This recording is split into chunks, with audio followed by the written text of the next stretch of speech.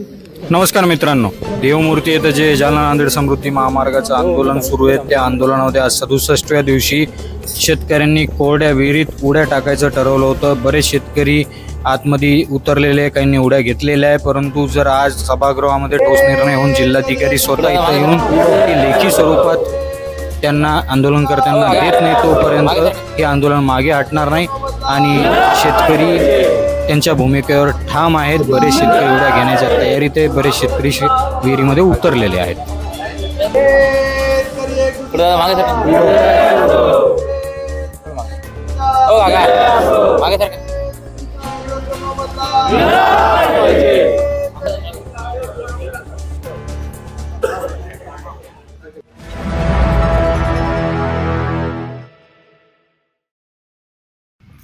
आज आंदोलनाला 67 दिवस झाले।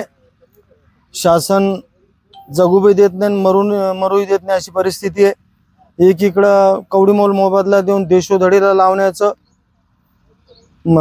काम होतंय आणि दुसरीकडे आम्ही आपल्या आता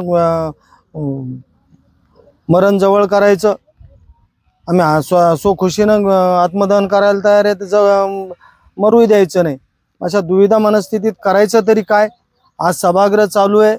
काल आम्ही ठरवलं होतं, काल जाहीरही केलं होतं, काल खोतकर साहेब आले होते, त्यांना आम्ही सांगितलं की जोपर्यंत सभागृहात त्याच्यावर सकारात्मक निर्णय होत नाही आणि तो निर्णय आम्हाला स्वतः जिल्हाधिकारी येऊन इथं कळवत नाही, लेखी देत नाही, तोपर्यंत ना आमचे जिगरबाज शेतकरी बाहेर निघतील आणि नंतर जर दुपारनंतर काय निर्णय नाही झाला तर आम्ही सगळेही आणखी पुढचा निर्णय घेऊ, पुढची टोकाची भूमिका घेऊ। ती आणखीन धावपळ करणारी असेल प्रशासनाला, ते शासनाचं कोणी प्रतिनिधी असेल, जे कोणी असेल, त्यांनी तुमच्या माध्यमातून हे कळवायचं आहे की आजच्या आज ह्या गोष्टीवर सकारात्मक निर्णय झाला नाही तर आंदोलन स्फोटक पद्धतीने सुरू होईल। आणि आणखीन एक सांगतो, मी जरी नेतृत्व करीत असलो तरी हे आंदोलन आता माझ्या हाताबाहेर जातं की काय असा प्रश्न निर्माण झालाय। आता याच्यानंतर जे शेतकरी आहेत ते वैयक्तिकरित्या काय निर्णय घेतील याच्याशी मी काही सांगू शकणार नाही। 3 दिवसापहिले जलसमाधी आंदोलन केलं होतं, त्या दिवशी 8 दिवसांचा वेळ तुम्ही त्यांना दिला होता, तरी देखील आज टोकाचं पाऊल उचलण्यात आलेलं आहे, याचं नेमकं कारण काय? नाही, 8 दिवसाचा वेळ दिला म्हणजे सगळा शब्दछल चालू आहे। काय करते ते शासन आदेश काढून मोकळं होतं आणि कागदाला कागद लावून प्रशासन मोकळं होतं असं चालू आहे। त्या दिवशी आम्हाला 67 लोकांचं सांगितलं, ज्यावेळेस मी ती लिस्ट पाहिली तर 67 लोकांनी 67 कामं केलेत।